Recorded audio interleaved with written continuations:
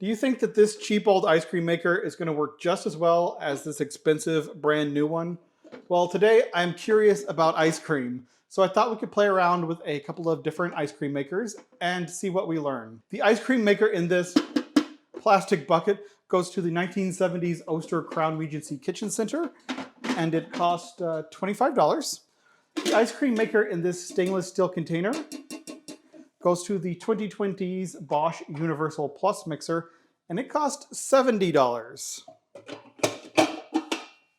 So I wanted to see how these two things stack up to each other. I have the original box for the 1970s attachment, and I also have the original booklet for it, which is great. This ice cream maker attachment is kind of cool because not only does it fit on the kitchen center, which is the Oster mixer, but it would also fit on just the regular Oster blender base. You didn't have to have the full kitchen center with it. But now let's get into testing them out side by side. We will be using the easy vanilla ice cream recipe from the back of the Bosch/Nutrimil ice cream booklet. And that is because this recipe for easy vanilla ice cream and this recipe from the 1970s Oster booklet for easy vanilla ice cream are basically identical. We have 2 cups of milk, 1 cup of half and half, 1 cup of heavy whipping cream, 1 cup of sugar, 1.5 teaspoons of vanilla extract, and a dash of salt. We're going to be a little bit bland with just vanilla ice cream, but it's a test. So let's get into it. I am jumping in real quick here during the editing because while I was making the ice cream, the audio did not work out like I was hoping it would at all. I accidentally knocked this thing sideways a little bit and ice got underneath it. So we're going to skip ahead in the video a little bit, but it should all still make sense. And at the end of the video, after the end screen, there is some bonus footage that I pushed back there of me going a little bit more in depth, setting up both of the attachments. So if you're a little bit more interested in seeing the nitty gritty details of how they're set up, you can watch that at the end of the video. All right, it's all over but the crying. I tried to record a little bit of audio while I was actually mixing the 2 ice creams, but I don't know how well you will be able to understand what I am saying, so I'm gonna try to do a little voiceover here to explain what I just went through. With the Bosch ice cream mixer, it was pretty straightforward to set up. The canister locked really securely into the base, and that turned out to be a key difference because when you're filling up the sides with ice, that canister stayed securely where it was meant to be. For the Oster, the canister didn't lock into place. It was just sitting loosely on that little nubbin on the bottom. And what happened is when I was pushing ice down, I tried to shove a couple of big nuggets of ice, and that tipped the canister sideways a little bit, knocked it off its little nubbin, and then ice got underneath, and then it wouldn't sit down onto that securely. And that little nubbin is what spins the canister. So it needs to be on there. So I had to take all of the ice out and do it again. And then it also says to add water along with the ice for the Oster. And I added too much water. So the canister started floating up off its little nubbin. And again, I had to dump everything out and redo it to keep the canister from floating up so it could sit securely on that little nub. So I ended up not using any water at all in spite of the Oster directions and just using ice and salt. I think that works out fine. But when I started the Oster up, it was making this terrible grating sound. And the tops of the top of this paddle was grating against these little teeth on the bottom of this. And I had no idea what was going on. I let it run for a little bit and then I was like, this cannot be right. So when all else fails, read the instructions thoroughly. And I had it set up wrong. I had this paddle in upside down. Instead of these teeth going around the little nub in the bottom, they were supposed to be facing upward. Then you put this little doodad here on, which I thought was just an extra piece from something else. And then the teeth from the top, from the lid, click into the teeth from the paddle, and that holds them securely in place while the bucket spins around. So once I figured that out, it went smooth sailing. It was very loud without it assembled correctly, obviously. but with everything assembled correctly, it was slightly quieter than the Bosch was. That is the sound of the Oster by itself, correctly assembled. Both were loud, not intolerably loud, I guess is what you're going to say. You're going to know they're running, but you can deal with it for 20-30 minutes. But at the end of the day, both ice cream makers are working off the same principle of having a motorized base that connects into the bottom of a bucket of some sort. Then you put an ice cream container into that with a paddle. The ice cream container spins, the paddle stays stationary, and you've surrounded it with ice and salt. And that's how you churn your ice cream. And it works. I found that the Oster actually froze a little bit quicker than the Bosch. So here's what I think happened. If you compare the shape of the Oster canister to the shape of the Bosch canister, the Oster is a little bit taller and thinner, and it doesn't have a center post. The Bosch is a little bit shorter and wider, and it has a center post. So this entire center post area is not in direct contact with ice. It's not frozen. Only the outer edge is frozen. With the Oster, there was nothing in there staying at room temperature to offset all the ice, so it was able to chill all the way through. This center post, I don't think ever chilled all the way through. It was a big chunk of non-frozen material in the middle. Maybe you should freeze this before you use it. They don't say to, but that probably would help a lot. But they've got to have that center post because of their bowl design.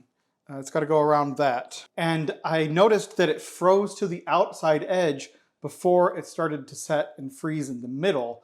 I had to scrape it down a couple of times to get all of the freezing stuff off of the edge. And it took just a little bit longer. It took about 35 minutes to freeze in this one.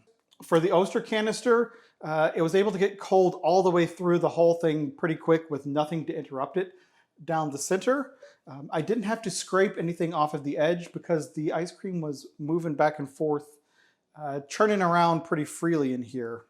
So I would say it took about 25 to 30 minutes. So about 10 minutes quicker, 30% quicker to freeze in the vintage Oster versus the modern Bosch. One more thing, when I was taking the ice cream out of the container, that center post made it a lot harder to scrape the ice cream out to put it into the containers to freeze. A little bit to consider. So it'll take a couple of hours for the ice cream to come to a nice hard freeze, and then we'll give it a taste test to see if there's any noticeable difference in the fluffiness and level of churn that they got. Okay, the ice cream has been in the freezer for a couple of hours now, and I think it's ready to try. I have this one here. I wrote a B on it so that I know this one came from the Bosch, and I didn't write anything on this one, so I know it came from the Oster. Let's start with the Oster first. It was the first finished. Let's do the first scoop from it. It's nice and fluffy looking. These are the exact same recipe for both ice creams, the same vanilla recipe. So mostly I'm going to be looking at texture to see which one gave a smoother, creamier, fluffier ice cream. It looks like frozen whipped cream, basically. It looks delicious, so let's try to get a nice scoop from it. Oh, it's still not frozen hard. It's still pretty soft. I would say it's like a Cool Whip texture. So let's go in for the Bosch. And I think I'm gonna go ahead and put the Bosch in a different container just so you can visually make sure I don't get them, get them mixed up. The Bosch texture is pretty similar. It's a little bit sturdier though. It is light and fluffy, but it seems to be a little bit firmer set. I would say they were both about the same firmness when I took them from the mixer. They've both been in the freezer about the same. The Bosch a little bit less time than the Oster, but so here we have the two. If I hide my eyes, will it focus on the ice cream? So Bosch, Oster. I don't know. I think visually the Oster does look a little bit smoother. Get a nice bite. Very, very, very airy. It just evaporates in your mouth. So it is very well whipped. Probably another hour in the freezer for a hard set, but it's like a nice soft serve consistency here. but it is very light and fluffy. It's not a dense ice cream at all. The Bosch is a little bit denser. There's a little bit more, not quite iciness, but there's a little bit of texture to it. It's more like what I would normally think of from an ice cream. It's delicious, but it is reading on the palate a little bit sweeter because it is denser, so you're getting more sugar per square inch of ice cream because it's denser. Let's go in for another bite of the Oster here.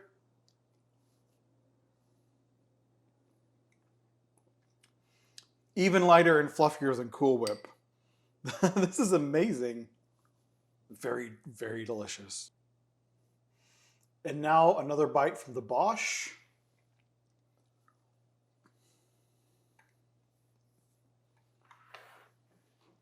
Okay, wait a minute. Brain freeze.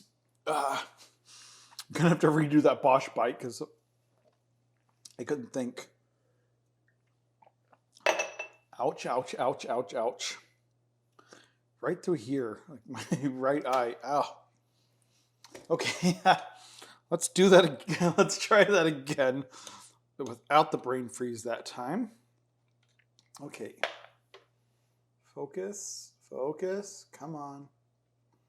Okay, let's go in for another bite of the Bosch ice cream.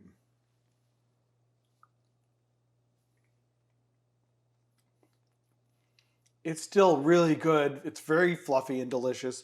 Just not quite as fluffy as the Oster. It's very interesting. And I wonder if that is because the ice cream froze to the outside edges of the Bosch more quickly and maybe formed a little bit more ice crystals, a little bit more density.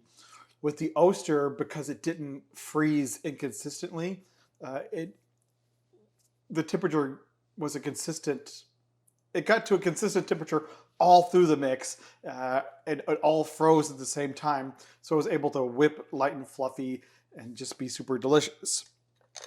But the Bosch, it got frozen more on the outside edges before it did in the center, and I had to stop and scrape. So it made a little bit denser ice cream and just a little bit more texture to it. Still very delicious. So my final verdict is that the Bosch is easier to use, but the Oster makes lighter, fluffier ice cream. How interesting is that? If you already have a Nutrimil or a Bosch Universal Plus mixer, go for the ice cream attachment if you want it. It makes great ice cream. I'm not complaining about that whatsoever. But if you have an old Oster blender laying around somewhere, or if you can find one at a thrift store cheaply, and you can find like on eBay or something, the ice cream attachment, that'll make you a really great ice cream maker once you get the hang of it. And you can probably get it pretty affordable. At the beginning of this video, I was curious about ice cream. So we tested two attachments for making some. A cheap one for the 1970s Oster Crown Regency Kitchen Center, and an expensive one for the 2020s Bosch Universal Plus stand mixer. What we learned is that the Bosch attachment was easy to use and it made good ice cream. We also learned that the Oster attachment had a higher learning curve, but it made spectacular ice cream. And I think that's pretty interesting, don't you? If you have liked this video, please give it a thumbs up. That helps more than you can know. If you have not already, please subscribe. Thank you so much for watching, and I will see you in the... For the Oster Kitchen Center base, there are little sort of angled teeth here that connect directly to the motor. And for the attachment, there are corresponding teeth that will lock into the teeth on the base. So you just set the attachment on top of the base, easy peasy, that's all there is to it. We've got the lid locked down by these two little sway things here that twist up and lock it into place. Kind of hard to fiddle with, but it's the same on either side. And this is the lid. In the center, you have this aluminum container, and this is the bucket that the ice cream goes into. And there is a plastic paddle. There's a little square on the bottom of this aluminum container, and then there's some little like teeth on the bottom of the paddle, and that just fits in the bottom and locks around that little square to hold it securely in place. It's a little square of aluminum that sticks up on the inside, goes in on the outside, and that little divot, square divot, fits around this little square post that connects to the motor through those teeth. And the bucket just sits down onto that little square. This 1970s attachment came with this little plastic lid that snaps right over top of the ice cream container. So when you are filling the sides with ice and salt, they don't go into the ice cream, which seems super nice. And also when you're done, you can just snap that container lid on there and put it in the freezer to harden. Moving over to this modern ice cream maker, you have a plastic lid on top and it connects to the bowl at 4 points. You just twist it and lift it right off. Each of the 4 connectors has these little indentions that lock into the corresponding posts on the edge of it. And the paddle is actually attached to the lid for this one. So this paddle piece is not separate, it doesn't come off. You could probably pry it off through the top if you wanted to, but it's not really meant to be frequently done, I guess, unless absolutely necessary. And the only other piece for this is the ice cream bowl. This is a heavy, solid stainless steel with a plastic center post. And this entire center of this is hollow. So that means the ice cream will be in a circular donut shape here. You won't have a solid mass in the middle. So if you look in here, a lot like the Oster, there are plastic teeth there that will grip on to this base to hold it in place. But a little bit differently, there is a center post that locks in as well. And what that's going to do is spin this entire bowl around.